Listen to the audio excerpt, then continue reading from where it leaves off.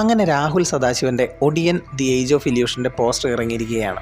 സിനിമയുടെ മുഴുവൻ പ്ലോട്ടോ അല്ലെങ്കിൽ കഥയുടെ എന്തെങ്കിലും ഒരു ഭാഗമോ ഒന്നും ഈ പോസ്റ്ററിൽ നിന്ന് ഒറ്റ കാഴ്ചയിൽ കിട്ടില്ല. പക്ഷേ ഈ പോസ്റ്ററിൽ ടാഗ് ലൈൻ പറഞ്ഞിരിക്കുന്നത് പോലെ തന്നെ ഒരു ഇല്യൂഷനിലൂടെ ഒരുപാട് കാര്യങ്ങൾ പറയുന്നുണ്ട്. ഒറ്റ നോട്ടത്തിൽ ഒരു കണ്ണാടിയുടെ ഉള്ളിൽ കാണുന്ന പോത്തിൻ്റെ തലയും മനുഷ്യൻ്റെ ഉടലും ശരീരവുമുള്ള ഒരു ഭ്രൂണത്തിൻ്റെ അസ്ഥികൂടമാണെന്ന് തോന്നും. പക്ഷേ ഇത് മാത്രമല്ല ഈ പോസ്റ്ററിലുള്ളത്. അതൊരു കണ്ണാടി അല്ലെങ്കിലോ, അതൊരു ഭ്രൂണം മാത്രമല്ലെങ്കിലോ? ഇന്ന് ഒടിയൻ ദി ഏജ് ഓഫ് ഇല്യൂഷൻ്റെ പോസ്റ്റർ ഡീകോഡ് ചെയ്ത് നോക്കാം. പോസ്റ്ററിൻ്റെ വിഷ്വൽ സ്ട്രാറ്റജി വളരെ കൺട്രോൾഡ് ആണ്. പക്ഷേ ഒറ്റ നോട്ടത്തിൽ കാണുന്നവരുടെ ഉള്ളിൽ ഒരു വിരക്തി തോന്നുന്നതുമാണ്. അതോടൊപ്പം ഇതെന്തോ ഒരു ആചാരത്തെ റെപ്രസെൻ്റ് ചെയ്യുന്നതായും തോന്നും. പോസ്റ്റർ വളരെ കൃത്യമായി ഒരു കംപ്ലീറ്റ് സിമെട്രി കീപ്പ് ചെയ്തിട്ടുണ്ട്. പക്ഷേ ലൈറ്റ് വന്ന് വീഴുന്നത് ചെരിഞ്ഞാണ്. മാത്രമല്ല അത് വളരെ കൺട്രോൾഡായി ആ അസ്ഥികൂടത്തെ മാത്രമാണ് കാണിക്കുന്നത്. പ്രേക്ഷകൻ എന്താണോ കാണേണ്ടത് അത് മാത്രമാണ് ലൈറ്റ് കാണിക്കുന്നത്. എന്നാൽ ആ രൂപത്തിൻ്റെ ഭൂരിഭാഗവും ഇപ്പോഴും ഇരുട്ടിനുള്ളിൽ മറഞ്ഞു കിടക്കുന്നു. ഈ ലൈറ്റ് പ്രേക്ഷകനെ ഞെട്ടിക്കാനോ കണ്ണഞ്ചിപ്പിക്കാനോ വേണ്ടി അല്ല ഉപയോഗിച്ചിരിക്കുന്നത്.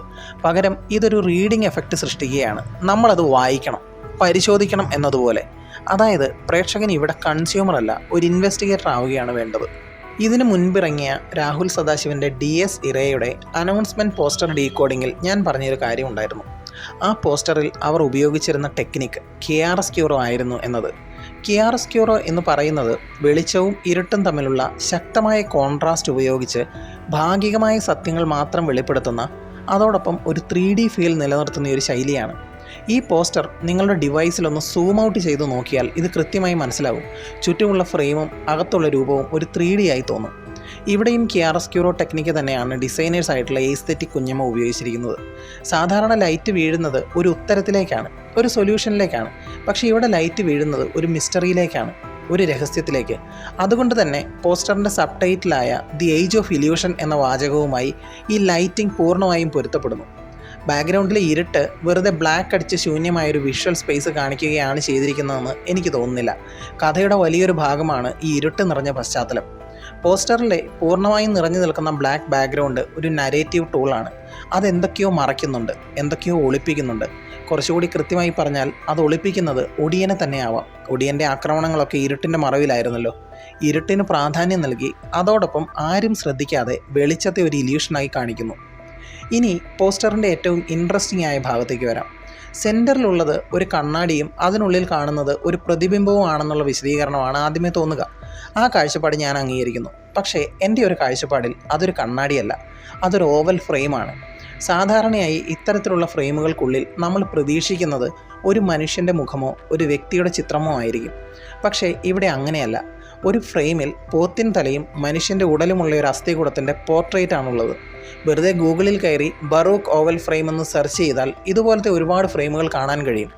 ഇത്തരത്തിലുള്ള ഡിസൈനുകളെ പൊതുവെ പറയുന്ന പേരാണ് ബറൂക്ക്. അത്തരം ഫ്രെയിമുകളിൽ തയ്യാറാക്കി വെച്ചിരിക്കുന്നത് ഒരു വ്യക്തിയുടെ ഏറ്റവും ഭംഗിയുള്ള, അവരുടെ വ്യക്തിത്വത്തെ മഹത്വവൽക്കരിക്കുന്ന, അവരുടെ പ്രാധാന്യത്തെ എടുത്തു കാണിക്കുന്ന, അവരുടെ പ്രൗഢിയെ സംരക്ഷിക്കുന്ന ചിത്രങ്ങളാണ്. അതായത് മെഡീവൽ കാലഘട്ടത്തിൽ തുടങ്ങി വളരെ പ്രാധാന്യമുള്ള വ്യക്തികളുടെ ചിത്രങ്ങൾ കാലാകാലങ്ങളായി ഒരു പാരമ്പര്യത്തിൻ്റെ പ്രതീകമായി തലമുറകൾ കൈമാറി വരുന്ന ഫ്രെയിമാണിത്. ഇവിടെ അത്തരമൊരു ഫ്രെയിമിലുള്ളത് മനുഷ്യനോ മൃഗമോ ആണെന്ന് പൂർണ്ണമായി ഉറപ്പിച്ച് പറയാൻ കഴിയാത്ത ഒരു ഹൈബ്രിഡ് രൂപം. ഇതൊരു കണ്ണാടിയായി തോന്നുന്നില്ല എന്ന് പറയാൻ കാരണം, ഒന്ന്, കണ്ണാടിയിൽ കാണുന്ന പ്രതിബിംബം പോലെയല്ല ഇവിടെ കൃത്യം സെൻട്രലായി കാണുന്ന രൂപം. പകരം അതൊരു ഫ്രെയിമിലെ ചിത്രത്തിനോട് ഒരുപാട് സാദൃശ്യമുണ്ട്. ഇനി ആ ഫ്രെയിം ഡിസൈൻ വെള്ളിയിൽ തീർത്ത വിക്ടോറിയൻ കാലഘട്ടത്തിലെ ഡിസൈനോട് സാദൃശ്യമുള്ള ഒരു ഫ്രെയിം. ഇതാണ് പോസ്റ്റർ കണ്ടപ്പോൾ ഞാൻ ഏറ്റവും അധികം എക്സൈറ്റഡ് ആയൊരു കാര്യം. ഈ ഫ്രെയിം കേരള സ്റ്റൈലല്ല. കേരളത്തിലെ ഒടിയന്മാർ നിലനിന്നതായി പറയപ്പെടുന്ന കാലഘട്ടം 1950-60 കാലഘട്ടമായിരുന്നു. അന്നൊക്കെ നാട്ടിലെ ധനികരായ ആളുകളുടെ വീടുകളിൽ ഉപയോഗിച്ചിരുന്ന ഫോട്ടോ ഫ്രെയിമൊക്കെ ഈട്ടിയോ തേക്കോ ഒക്കെ ഉപയോഗിച്ചുള്ള ലളിതമായ ചതുരത്തിലുള്ള ഫ്രെയിമൊക്കെ ആയിരുന്നു. സോ പറഞ്ഞു വരുന്നത് എന്താണെന്ന് വെച്ചാൽ, ഈ ഒടിയൻ പഴയ മലബാർ കേരളത്തിലെ കാടിനോടെടുത്ത ഗ്രാമങ്ങളിൽ ഇരുട്ട് പരക്കുമ്പോൾ രൂപം മാറിയ ആളുകളെ ഭയപ്പെടുത്തുന്ന ലോക്കൽ ഒടിയൻ കഥകളിൽ ഒതുങ്ങുന്ന ഒന്നല്ല. ഒടിയന്മാരുടെ കൃത്യമായ ഉത്ഭവം എങ്ങനെയാണെന്നോ, പാണന്മാരും പറയന്മാരും ഈ ഒടിവിദ്യ എങ്ങനെ കൈവശം വന്നുവെന്നോ, ഏത് കാലഘട്ടത്തിൽ നിന്ന് വന്നുവെന്നോ ഒന്നും ആർക്കും കൃത്യമായ ഒരു നിശ്ചയവുമില്ല. എല്ലാവർക്കും അറിയാവുന്നത് നാടോടി പാട്ടുകളിലെ ഒടിയന്മാരുടെ രൂപം മാറുന്ന ഒടിവിദ്യയെക്കുറിച്ചും ആളുകൾ ഭയപ്പെട്ടിരുന്ന നാട്ടുവഴികളെക്കുറിച്ചും സവർണ ജാതിയിലുള്ള ധനാഢ്യർ താഴ്ന്ന ജാതിയിലുള്ള ഒടിയന്മാരെ ഉപയോഗിച്ച് ശത്രുക്കളെ തുരത്തിയ കഥകളും അവസാനം ഇലക്ട്രിസിറ്റി വന്നതോടെ പതുക്കെ ഇല്ലാതായി ഈ വംശത്തെക്കുറിച്ചുമാണ്.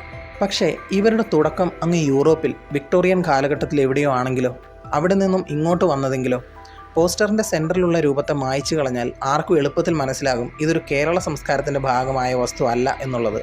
സത്യത്തിൽ ഈ പോസ്റ്റർ നമ്മളെ ഒരു ഇല്യൂഷനിൽ കൊണ്ടുചെന്നിടുകയാണ്. അതൊരു കണ്ണാടിയല്ല, ഏതോ ഒരു പാശ്ചാത്യ സമൂഹത്തിൻ്റെ നിഗൂഢമായ ഒക്കൾട്ട് കൾച്ചറിൻ്റെ ഭാഗമായ അവർ കാലാകാലങ്ങളായി ആരാധിച്ചു പോരുന്ന, എന്നാൽ നമ്മുടെ ഒടിയൻ്റെ ഉത്ഭവത്തിന് കാരണമായ എന്തോ ഒന്നാണ്. ഇനി സെൻറ്ററിലെ രൂപം, ഈ പോസ്റ്ററിൻ്റെ ഏറ്റവും പ്രധാനപ്പെട്ടതും ഒരുപക്ഷെ ഏറ്റവും അസ്വസ്ഥത സൃഷ്ടിക്കുന്നതുമായ ഘടകം, ഓവൽ ഫ്രെയിമിനുള്ളിൽ കാണുന്ന ആ അസ്ഥികൂട രൂപം. സാധാരണ ഒരു മോൺസ്റ്റർ ഡിസൈൻ എന്ന നിലയിൽ മാത്രമേ ഇതിനെ കാണാനാവില്ല. കാരണം ഈ ഒറ്റ ചിത്രം തന്നെ ഒടിയൻ എന്ന ഇതിഹാസത്തിൻ്റെ ഒരു കംപ്രസ്ഡ് സിമ്പിളായി പ്രവർത്തിക്കുന്നുണ്ട്. കേരളത്തിലെ വിശ്വാസങ്ങളിൽ ഒടിയന്മാർ എന്നത് വെറും മന്ത്രവാദികളല്ല. അവർ ബ്ലാക്ക് മാജിക്, രൂപമാറ്റം, രാത്രിയുടെ മറവിൽ ഉണ്ടാക്കിയിരുന്ന ഭീതി, മൃഗരൂപങ്ങൾ എന്നിവയുമായി ബന്ധപ്പെട്ടിരുന്ന കഥാപാത്രങ്ങളാണ്. പക്ഷെ കഥ അവിടെ അവസാനിക്കുന്നില്ല. ഒടിയൻ ഇതിഹാസത്തെക്കുറിച്ചുള്ള ചരിത്രപരവും സാമൂഹികവുമായ പഠനങ്ങൾ സൂചിപ്പിക്കുന്നത് ഈ കഥകൾ പലപ്പോഴും ജാതി വ്യവസ്ഥയുമായും സാമൂഹികമായി തള്ളപ്പെട്ട സമൂഹങ്ങളുമായും അധികാര ഘടനകൾക്കെതിരായി മറഞ്ഞിരുന്ന പോരാട്ടങ്ങൾ നടത്തിയവരുമായി ബന്ധപ്പെട്ടിരുന്നതായിട്ടാണ്. ഫ്രെയിമിനുള്ളിലെ ആ കേടുപാടുകൾ സംഭവിച്ച മാംസമില്ലാത്ത അസ്ഥികൂടമായി ചുരുങ്ങിപ്പോയ ശരീരം നോക്കുമ്പോൾ ആ ചരിത്രത്തിൻ്റെ മുറിവുകൾ ഇപ്പോഴും അതിനുള്ളിൽ ഒളിഞ്ഞിരിക്കുന്നത് പോലെ തോന്നുന്നു. അതൊരു സ്കെൽട്ടൺ മാത്രമല്ല, ഒരു കാലഘട്ടത്തിൻ്റെ ഹിംസയും ഭീതിയും സാമൂഹിക സംഘർഷങ്ങളും വഹിക്കുന്ന ഒരു വിഷ്വൽ മെമ്മറി കൂടിയാണ്. ഇനി ആ രൂപത്തെ കുറച്ചുകൂടി സൂക്ഷ്മമായി നോക്കാം. കാരണം പോസ്റ്ററിൻ്റെ മുഴുവൻ അർത്ഥവും ഒളിഞ്ഞിരിക്കുന്നത് അവിടെയാണ്. ഫ്രെയിമിനുള്ളിലെ ആ രൂപം ഒരു സാധാരണ അസ്ഥികൂടമല്ല. അതിൻ്റെ ശരീരം മുട്ടുകൾ നെഞ്ചിലേക്ക് ചേർത്ത് വെച്ച ഗർഭസ്ഥ ശിശുവിൻ്റെ ഭാവത്തെ ഓർമ്മിപ്പിക്കുന്ന ഒരു ഫീറ്റൽ പൊസിഷനിലാണ്. തലയോട്ടി നോക്കുമ്പോൾ അതിൻ്റെ ഇരുവശത്തു നിന്നും പിന്നിലേക്ക് വളഞ്ഞു നിൽക്കുന്ന 2 വലിയ കൊമ്പുകൾ കാണാം. തല കാളയുടേതാണ്. അതേസമയം ശരീരത്തിൻ്റെ ബാക്കി ഭാഗങ്ങൾ മനുഷ്യൻ്റേതാണ്. നട്ടെല്ല്, വാരിയലുകൾ, കൈകാലുകളുടെ ഘടന, വിരലുകൾ ഇതെല്ലാം മനുഷ്യൻ്റേതാണ്. ഇതിൽ നിന്നും നമുക്ക് മനസ്സിലാകുന്നത് ഒരു മൃഗത്തിൻ്റെ അസ്ഥികൂടമല്ല, അതുപോലെ ഒരു മനുഷ്യൻ്റെയുമല്ല. ഇത് രണ്ടും ചേർന്നതാണ്, ഒരു ഹൈബ്രിഡ്. മനുഷ്യ ശരീരവും കാളയുടെ തലയൊട്ടിയും ചേർന്ന ഒരു രൂപം.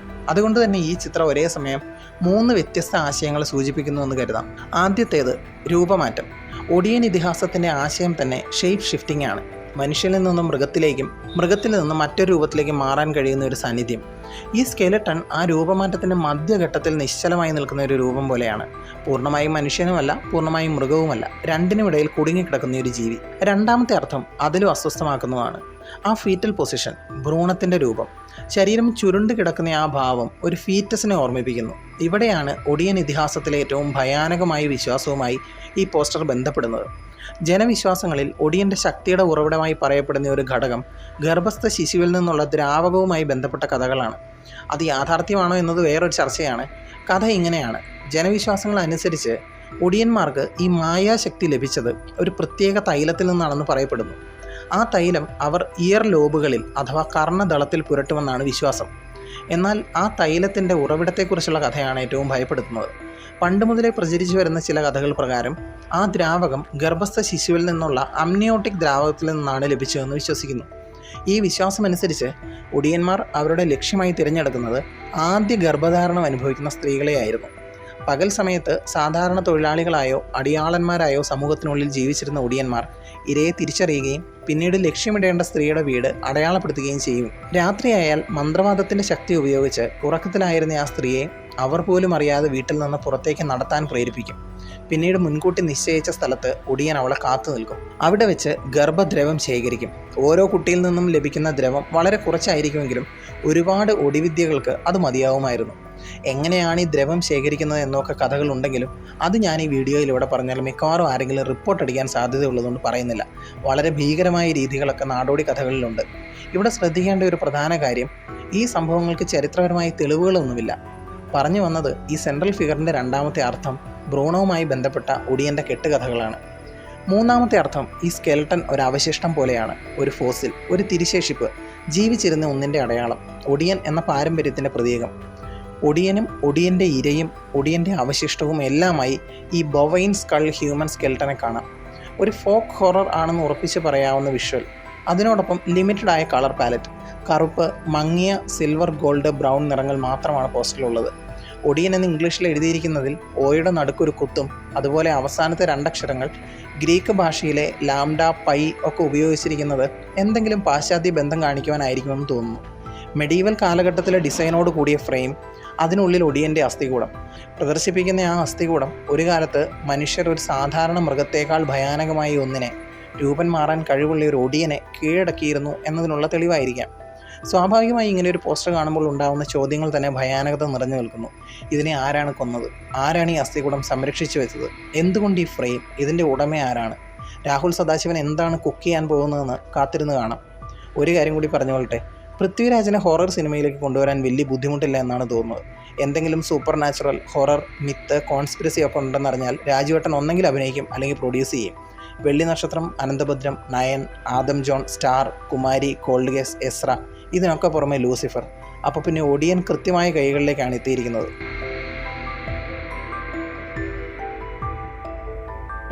കൂടുതൽ സിനിമാ വിശേഷങ്ങൾക്കായി ചാനൽ സബ്സ്ക്രൈബ് ചെയ്യൂ. Thanks for watching. Bye bye guys.